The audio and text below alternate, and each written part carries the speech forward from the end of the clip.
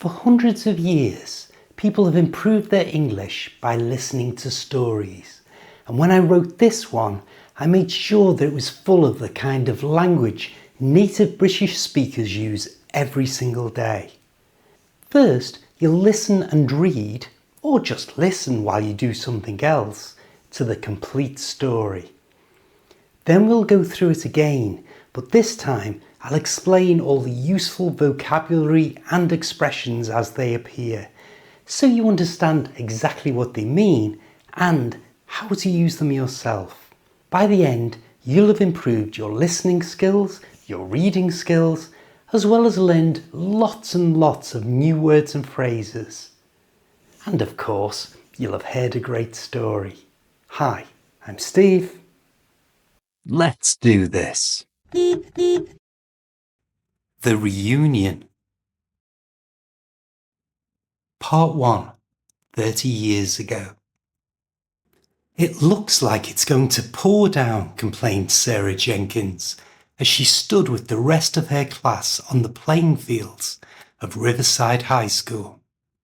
Stop whinging.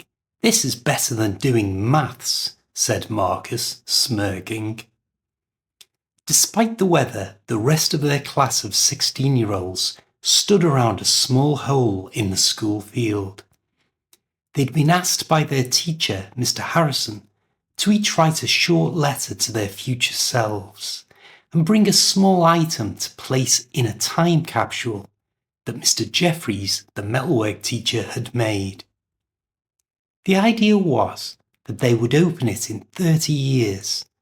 Mr. Harrison had called it a legacy for their future selves. As they stood chatting, most of them were just glad to be out of the classroom. Daniel Carter stood at the back, clutching his sealed envelope. He typed his letter on the family computer because his handwriting was terrible. Inside, along with his predictions for the future, was a small photograph of Sarah. She didn't know he'd taken it. It was from a school trip the previous summer. She'd been sitting on a bench, laughing at something, her hair blowing in the wind. In his letter, Daniel had written that he wasn't sure what career he would have. But one thing that was certain was that he and Sarah, his crush, would be married. Right then, Carter, stop faffing about and put yours in, called Marcus Fielding, the school's star footballer. He was grinning, confident as always, having already added his Colminster Rovers football scarf wrapped around his envelope into the time capsule. Laughter rippled through the group as Daniel and the others added their items. Next, it was Sarah's turn. She knelt beside the metal box and slipped in her own envelope with a small friendship bracelet attached. I'm going to travel the world, her letter said. See everything before I settle down. Daniel watched. Despite hardly ever speaking to her, he somehow hoped that she had written about her hopes for a future with him. Behind them, almost unnoticed, a pale girl with glasses and mousy brown hair was the last to place her envelope in the box. She'd only joined the school 6 weeks earlier, a transfer student whose name most people had never bothered to learn. A quiet girl, she kept herself to herself. After adding her envelope, she stepped back and seemed to fade into the crowd. When Mr. Harrison lowered the time capsule into the ground, Marcus leaned close to Daniel and sneered. I bet in 30 years you'll still be living with your mum, mucking around with computers. Daniel didn't rise to the bait and instead glanced over at Sarah, who was brushing mud off her blazer and giggling with her friends, thinking to himself, we'll see. Part 2, The Present. The old school, Riverside High, had been demolished months ago. Now the site was a building development that within a year would be the largest science park in Europe, the brainchild of Daniel Carter. He stood where the football pitch used to be, wearing a hard hat over hair that had, he noticed recently, started to go grey. As he watched the diggers tearing up the grass, his site manager walked over and handed him a rusted metal box. "Found this when we were digging the drainage trench, Mr. Carter. Not sure what it is." Daniel turned it over in his hands. The metal was cold and the latch was stiff. "Oh my goodness," he remarked. "I know exactly what this is," he said, turning and going back inside the porter cabin he used as his office. Sitting at his desk overlooking the building site, he used a paper knife to open the box carefully. Inside were the envelopes, now yellow with age, and a selection of bits and bobs, the mementos of a bygone era.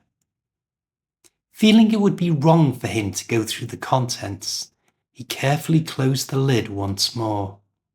He sat back in his chair, reflecting on how his life had turned out. By anyone's standards, he was a success. After leaving school, he decided not to go to university, a decision that caused his parents no end of heartache. "You're throwing your life away," his mum said. "You don't know how lucky you are, even getting the chance," his dad chipped in. But he was adamant. He'd seen a position for an assistant at a newfangled computer shop, and within an hour he had applied and been taken on. 2 years later, he was the manager. Even his parents changed their minds about university and boasted about his success. But Daniel knew the best was still to come.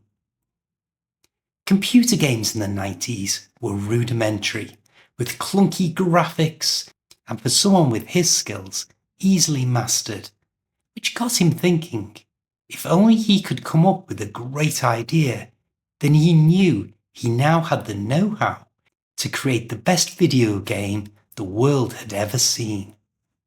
For 12 months he brainstormed ideas for his world-beating game, but rejected them all. Too boring, too predictable, too naff.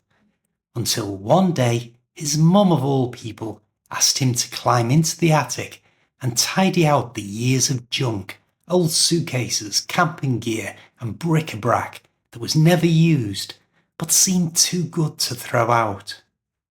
Using his dad's old stepladder that was a little rickety, Daniel opened the small hatch in the ceiling at the top of the stairs and squeezed through.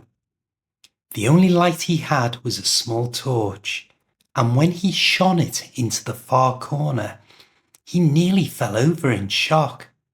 There was a large monster, whose dark eyes glistened, reflecting the torch's light, its mouth framed with huge, sharp tusks. His heart raced, he gasped out loud, and his mum shouted from the bottom of the ladder, "Are you all right, love?" Reassured by his mum's presence, he once more aimed the feeble light of the torch into the corner, and suddenly he realised what he was looking at was a toy his Uncle Steve had given him when he was just a little boy.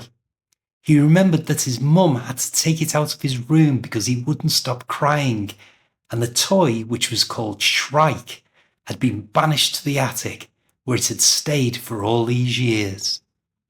Shrike, a monster in the attic. That was it, the idea he'd been searching for. Less than 6 months later, the prototype for his new game was finished, and it was snapped up by the Nintendo company. By Christmas, Shrike was the most popular video game in the world, and Daniel was an extremely rich man. Smiling at the memory, he looked down at the old metal box and decided that he'd organise a reunion, get everyone from his old class together. It not only seemed like the right thing to do, it would be interesting to see how everyone had turned out. Part 3. The Reunion. People say that having money isn't everything. But when you need something doing, It certainly helps. And within a week, Daniel had hired a function room at the Danvers Hotel, the newest, most expensive hotel in Colminster. He hired a private investigator who managed to track down about 20 people from that year, including his old teacher, Mr. Harrison, who was now retired and living in Spain. Without hesitating, Daniel arranged and paid for him to fly over. On a Saturday evening in June, the room started to fill with people Daniel hadn't seen in 3 decades. Some he recognised immediately. Others had changed so much he had to read their name badges. He saw Marcus, the former sporting star of the school, arrive and noticed that he was walking with a slight limp. He'd also put on weight over the years. A kind person would describe him as chubby, and an unkind one as fat. His once full head of hair was receding. He came over to Daniel. "Bloody hell, Daniel Carter. Look at you. You haven't changed a bit. Still scrawny." "I guess I am," Daniel said, glancing down at his own slim body. But Marcus had already lost interest in him and moved on, mingling with the crowd.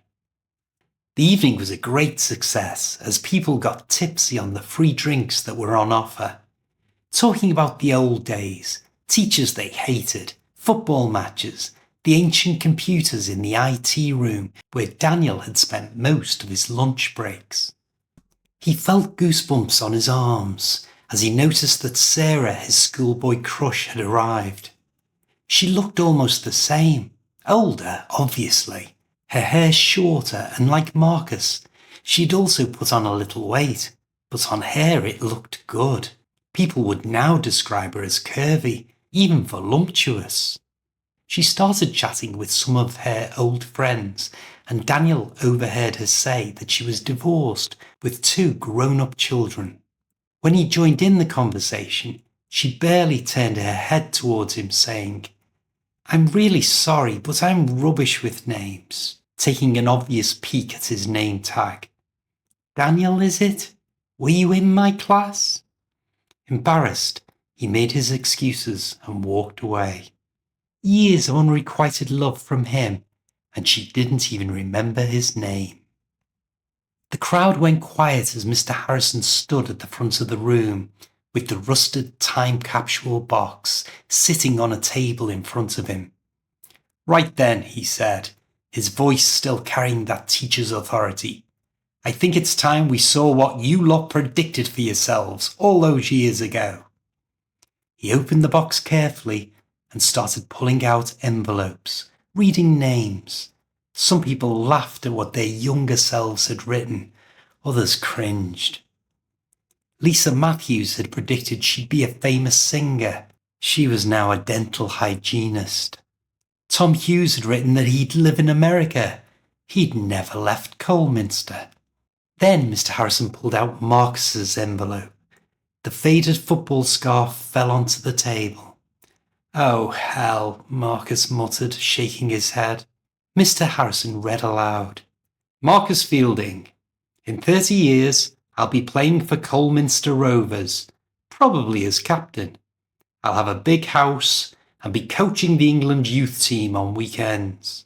There was a pause, then someone called out, "So what do you do now, Marcus?" Marcus raised his pint glass. "I sell hot dogs at the Rovers ground. Best job in the world. I still get to watch every home game." The room erupted in laughter. It was warm, affectionate. Marcus clearly didn't mind. Next came Sarah's envelope. Mr. Harrison read her letter in which she said she would spend her life travelling the world and writing about her adventures.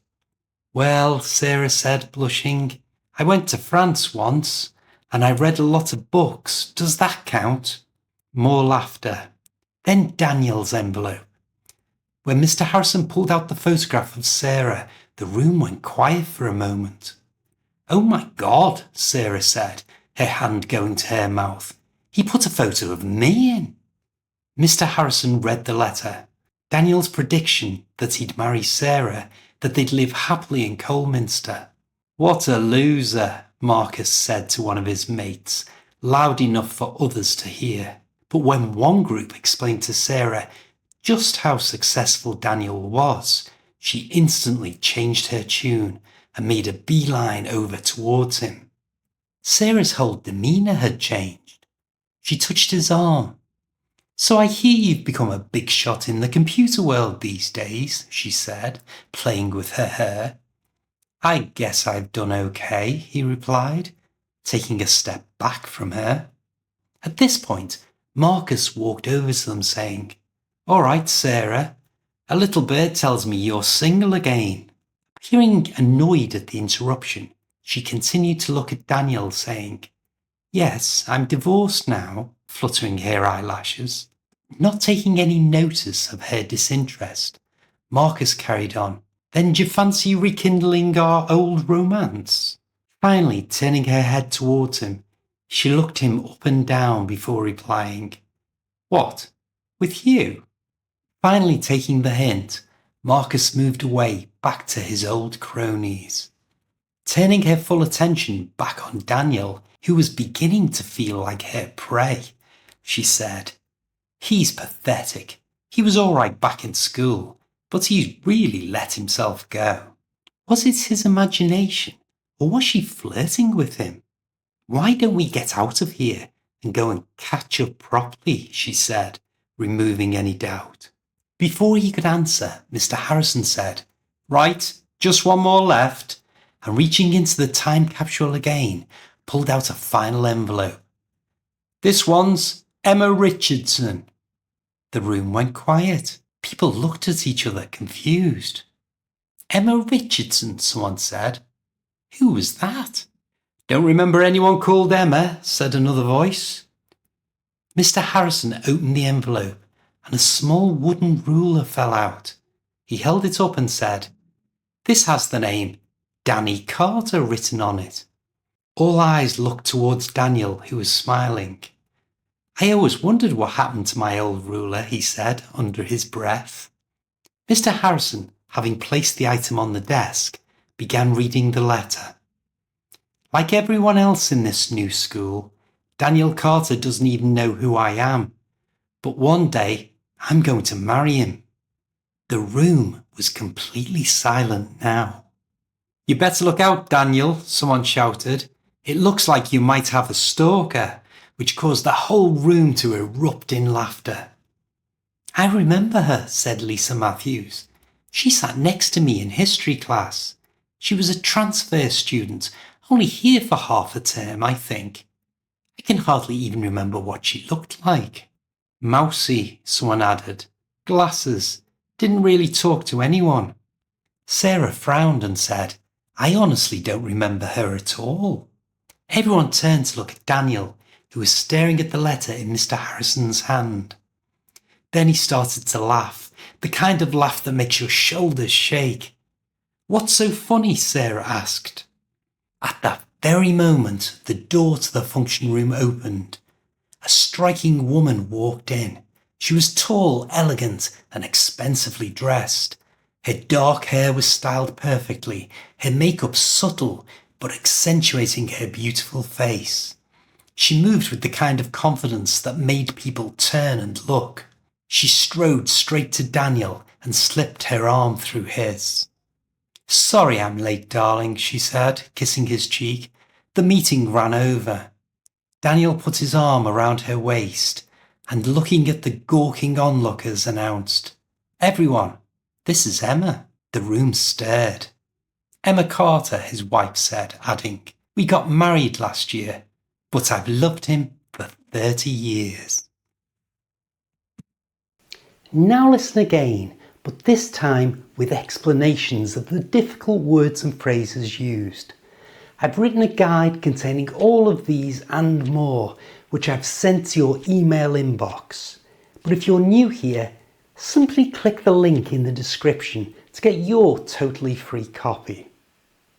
"It looks like it's going to pour down," complained Sarah Jenkins.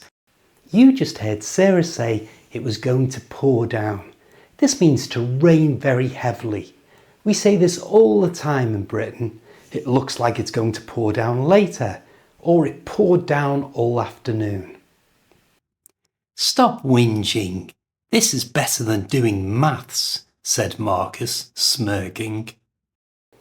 Marcus was smirking, and a smirk is a self-satisfied smile that shows someone thinks they're clever, like this.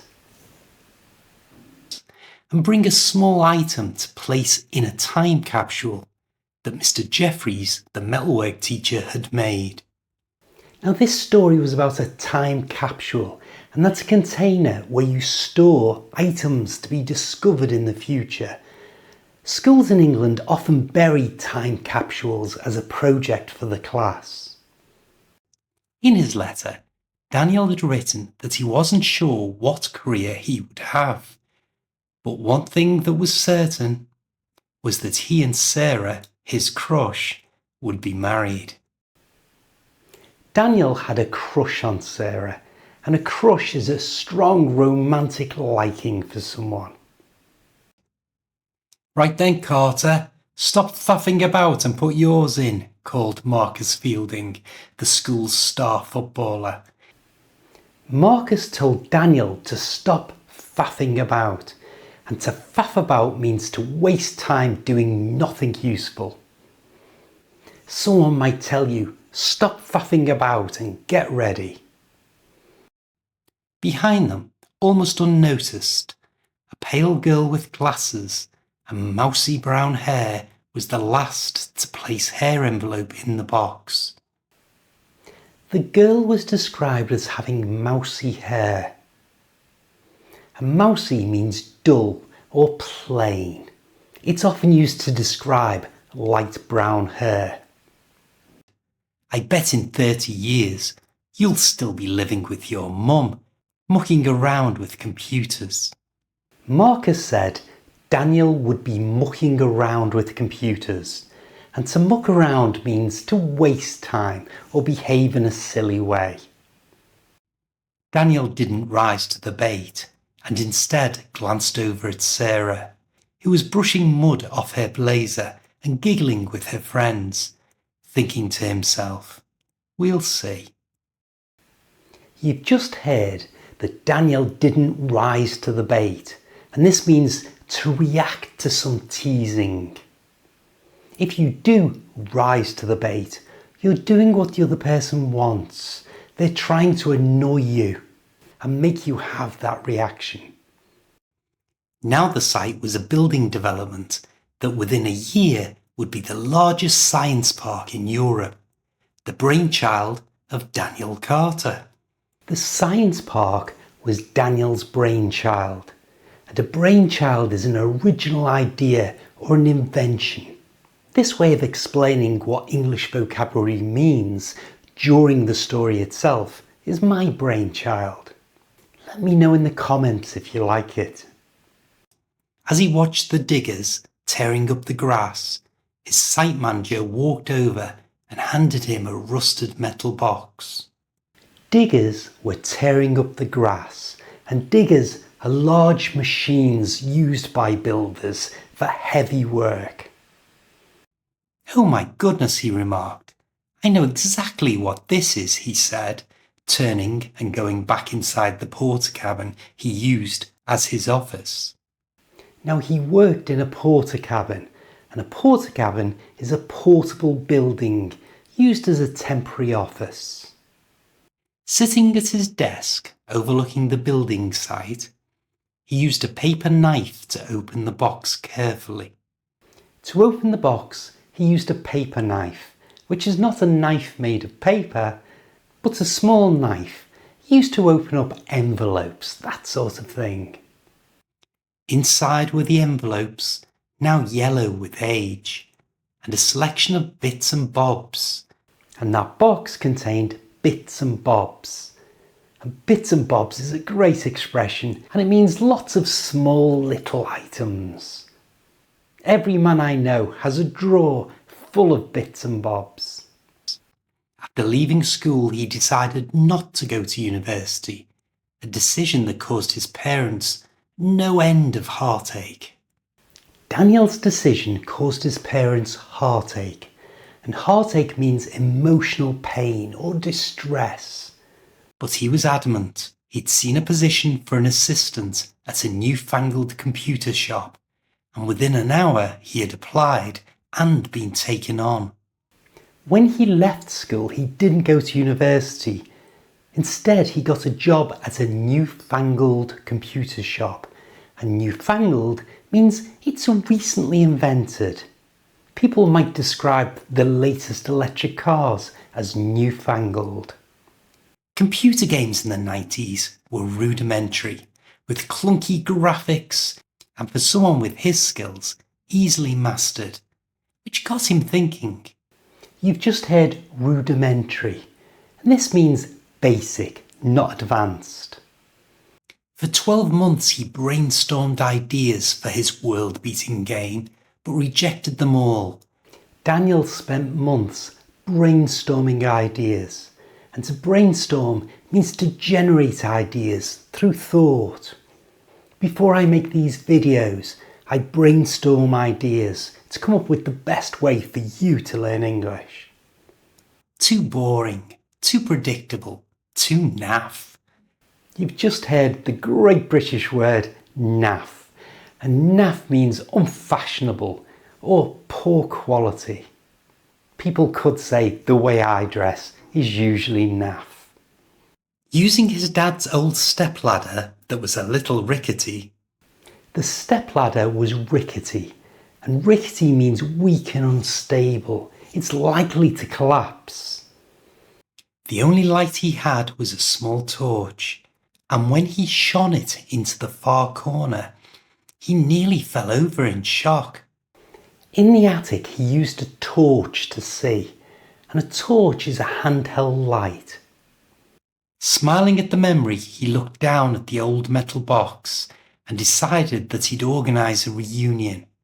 He decided to organise a reunion, and a reunion is a gathering of people after a long time apart. He'd also put on weight over the years.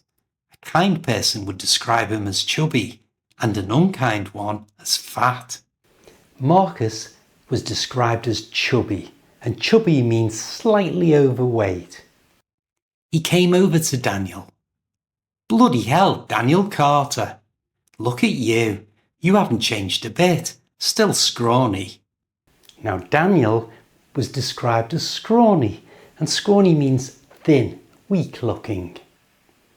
The evening was a great success as people got tipsy on the free drinks that were on offer. The people got tipsy on the free drinks. Tipsy means slightly drunk. People would now describe her as curvy, even voluptuous. Sarah had become voluptuous, which means having a curvy full figure. I'm really sorry, but I'm rubbish with names, taking an obvious peek at his name tag. She said she was rubbish with names. Like me, I'm rubbish with names. It means I'm bad at remembering them. Years of unrequited love from him, and she didn't even remember his name. Daniel's love for Sarah was unrequited. It means he loved her, but she didn't love him. It wasn't returned. At this point, Marcus walked over to them saying, "All right, Sarah, a little bird tells me you're single again." Marcus said a little bird told him Sarah was single. And a little bird told me is a playful way of saying I heard a rumour.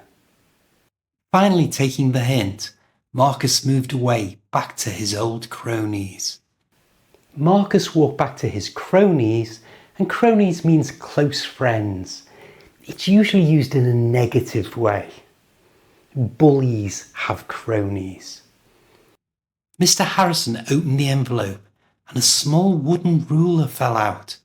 The wooden ruler had Daniel's name on it, and a ruler is a straight measuring stick. It's used to draw straight lines. "You better look out, Daniel," someone shouted. "It looks like you might have a stalker." A stalker is someone who follows or is obsessed over another person. In England, it's against the law to be a stalker. She strode straight to Daniel and slipped her arm through his. Emma strode into the room, and to stride in means to walk with long, confident steps. That story contained lots and lots of useful British expressions that will help you sound more natural when you speak English. To continue improving your vocabulary and understanding of fast, natural British English, take a look at this video where I explain everyday phrases that native speakers use all the time. Give it a click and I'll see you there.